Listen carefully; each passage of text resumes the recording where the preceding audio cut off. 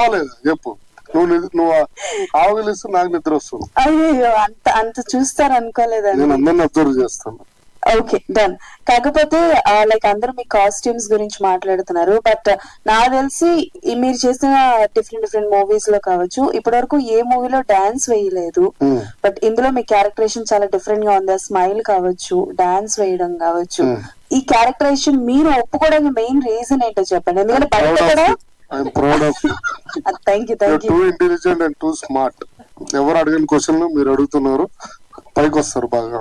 Answer sir, answer అదే చెప్పు కదమ్మా. అయ్యో సారీ సారీ చెప్పండి. అంటే ఏం లేదమ్మా, first of all producer payment ఇచ్చారు, అది చెయ్యాలి, తప్పదు.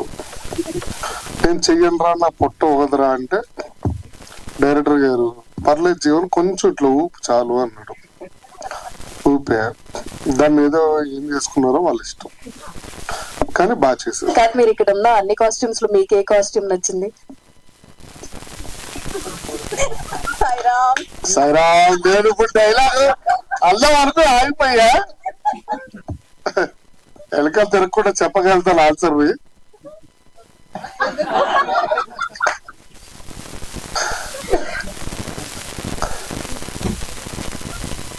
లేదు, నా ఎదురుగా మంచి కాస్ట్యూమ్ ఉంది, దాన్ని షర్ట్ కింద కుట్టించుకోవచ్చు. ఈ మధ్య లేటెస్ట్ ఫ్యాషన్, ఇంట్లో అమ్మ శారీస్ కూడా షర్ట్ల కింద కుట్టించుకుంటున్నారు, తెలుసా మీకు? ఎస్, నువ్వు బాగా ఫాలో అవుతావు మమ్మల్ని.